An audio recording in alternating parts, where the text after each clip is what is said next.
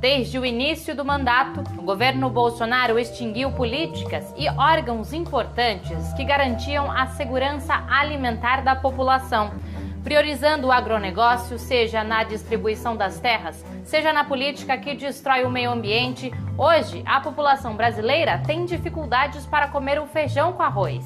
O ex-diretor da Conab, Silvio Porto, fala com a gente na entrevista central sobre o preço dos alimentos. Nossa reportagem fala sobre o pior índice de vacinação dos últimos 20 anos. Eu sou Pamela Oliveira e você acompanha agora a Central do Brasil.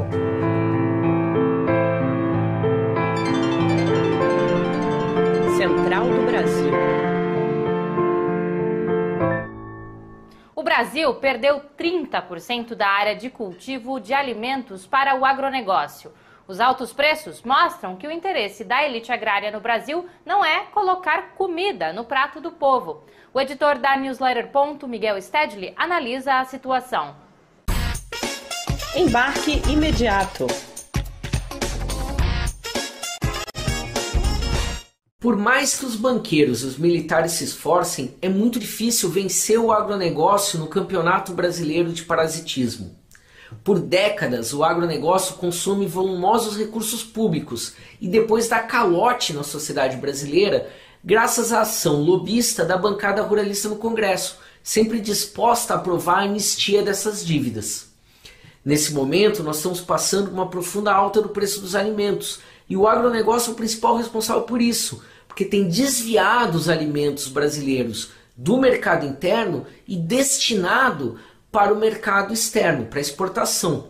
Só que graças ao governo Fernando Henrique Cardoso e à Lei Candir, nada do que o agronegócio exporta é taxado, não se reverte em imposto e, portanto, não se reverte em educação e saúde, porque eles são isentos dessas taxas.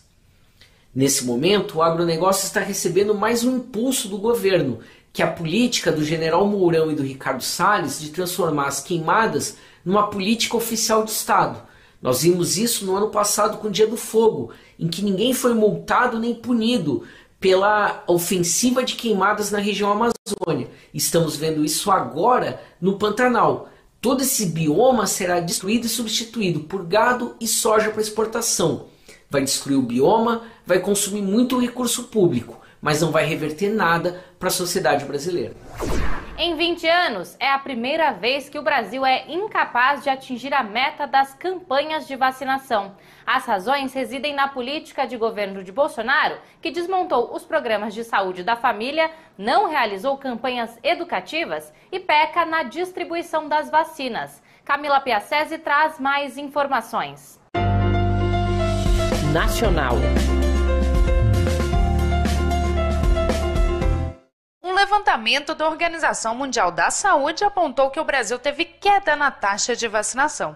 De 2015 a 2019, o país caiu 23 pontos percentuais. Em 2019, não atingiu a meta de vacinar 95% da população em nenhuma das 15 vacinas do calendário público. Já a cobertura de difteria, tétano e coqueluche chegou a pouco mais de 70%, com cerca de 800 mil crianças sem proteção. Há um movimento mundial anti-vacina com fundo conservador e anticientífico, mas existe a dificuldade e os problemas enfrentados nos programas de vacinação pelo governo Temer e Bolsonaro. Essa é a opinião do vice-presidente da Abrasco e pesquisador da Universidade Federal do Rio de Janeiro, Reinaldo Guimarães. Os recursos para a saúde, e principalmente para o Programa Nacional de Imunizações, eles diminuíram, não é? E há também, ao lado disso, uma certa desorganização, né, do sistema de saúde, né, pela contenção de recursos mesmo, em geral, para o sistema único, não é? Em 2020, a taxa na queda de vacinação se agrava ainda mais com a pandemia da Covid-19 e a PEC do teto dos gastos, que congela investimentos na área da saúde, o que leva ao surgimento de doenças que já estavam sob controle no país, como o sarampo. O país teve 3.629 casos confirmados e a cachumba voltou a crescer. O médico infectologista e pesquisador da Fiocruz, André Siqueira, explicou que o cenário é favorável para surtos de novas doenças. Corre risco de ter surtos de difteria, coqueluche, meningite, pneumonia, né? E a gente tem que manter altas taxas de vacinação, até mesmo a poliomielite, ela é considerada eliminada no continente americano, mas sempre há um risco dessa reemergência. Hoje, a Parada Cultural relembra Dom Paulo Evaristo Arnes, que nos deixou há 4 anos. A dica é de um livro escrito clandestinamente nos anos da ditadura militar. Vamos conhecer a sugestão de Ítalo Costa, da Bahia. Parada Cultural. Eu vim indicar esse livro, O Brasil Nunca Mais. É um livro muito importante, porque ele conta como foi a ditadura militar no Brasil e como nós estamos vivendo uma camuflagem. É importante todo mundo ver. Brasil nunca mais.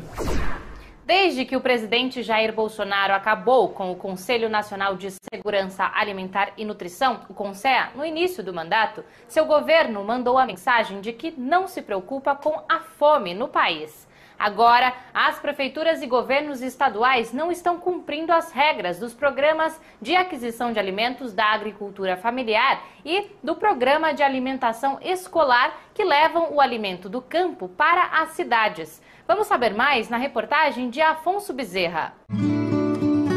Trilhos do Brasil. Estes programas, historicamente, compram os produtos do agricultor familiar e distribuem por meio de programas assistenciais ou na merenda escolar. Com os decretos de emergência na pandemia, muitas prefeituras e governos estaduais não têm adquirido os alimentos com os pequenos agricultores. Segundo Juliano de Sá, presidente do CONSEA do Rio Grande do Sul, o governo gaúcho comprou 200 mil cestas no valor de 24 milhões de reais, sem licitação e sem ser da agricultura familiar. Essa compra, ela acabou beneficiando apenas um grupo econômico, né, que provavelmente deve pertencer a um grupo multinacional. Boa parte desses alimentos, praticamente, né, boa parte desses alimentos são ultraprocessados, com excesso de açúcar, sem qualidade e equilíbrio nutricional necessário para atender as necessidades, segundo as recomendações do Guia Alimentar para a População Brasileira. Milton Fornazier, do MST, explica que as prefeituras alegam que, como não há alunos por causa da pandemia, não precisa comprar os alimentos da merenda. A saída, segundo Fornazier, poderia ser direcionar os alimentos para as famílias com dificuldades financeiras durante a pandemia. Então a maioria das prefeituras diz o seguinte: não tem aula, não vou comprar. Mas você poderia comprar os produtos e distribuir para as famílias, principalmente as mais carentes.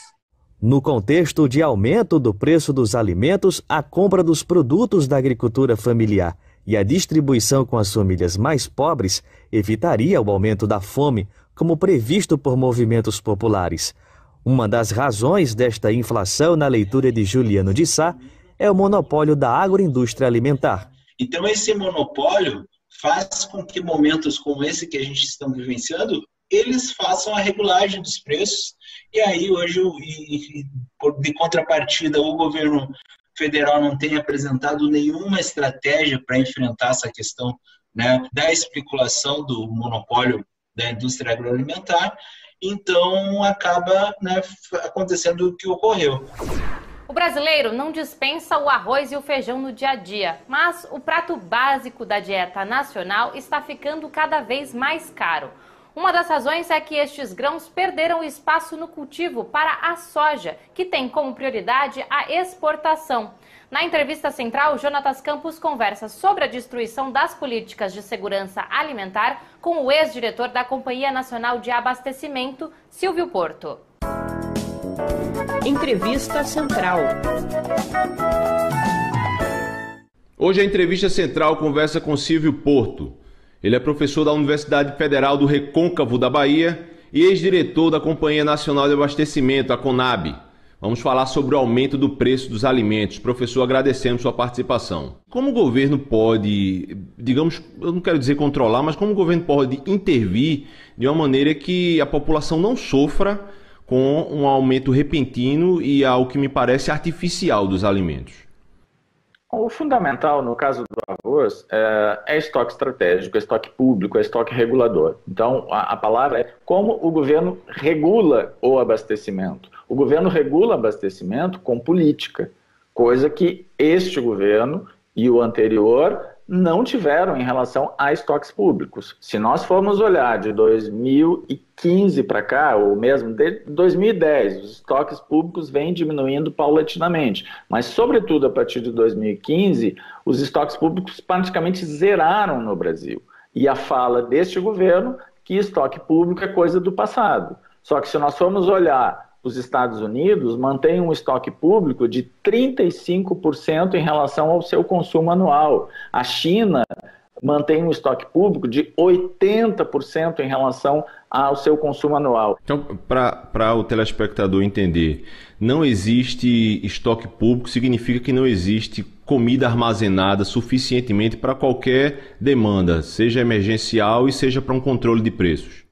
Exatamente. Esse é o grande problema. Nós tivemos um estoque de passagem do ano passado para esse ano muito pequeno, o menor, considerando a última década. Nós tivemos uma produção que foi a segunda menor, aliás, a terceira menor safra nesta década, e nós tivemos um aquecimento de consumo. Como o governo não dispõe e não acredita numa política de estoque público, não dispõe efetivamente de instrumentos para fazer regulação de mercado. Professor, em 2013 houve um aumento dos preços do tomate. Era o governo Dilma e a apresentadora de TV da TV Globo, Ana Maria Braga, chegou a colocar um colar de tomates no pescoço em protesto contra esses aumentos. Hoje o povo brasileiro e o governo Bolsonaro enfrentam a elevação dos preços do arroz. O senhor pode fazer um paralelo entre esses dois casos de aumento repentino do preço de alimentos?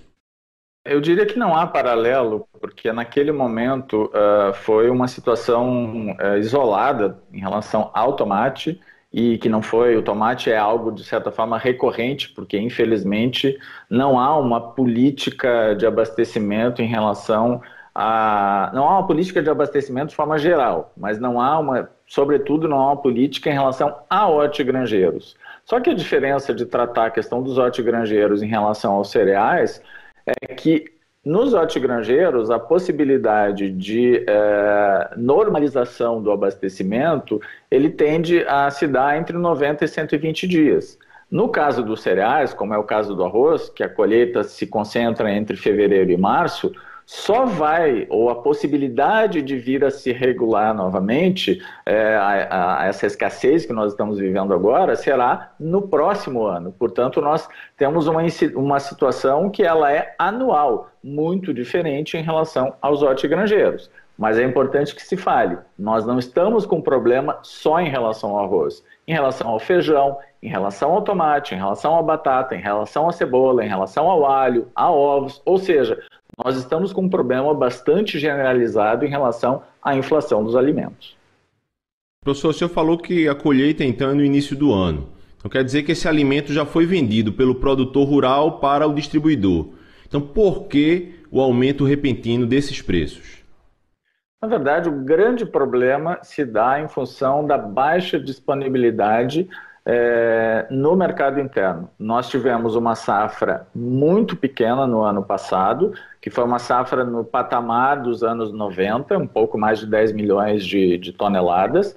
Nós tivemos uma safra superior à do ano passado, mas ainda muito pequena para regular essa oferta.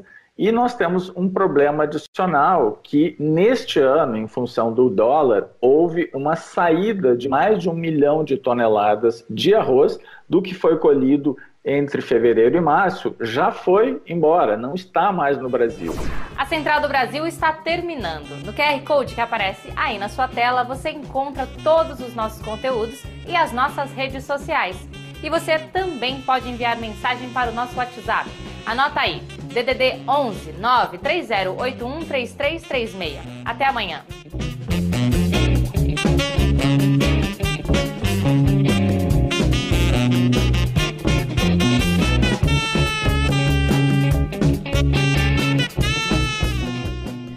Central do Brasil, a rede de comunicação dos movimentos populares.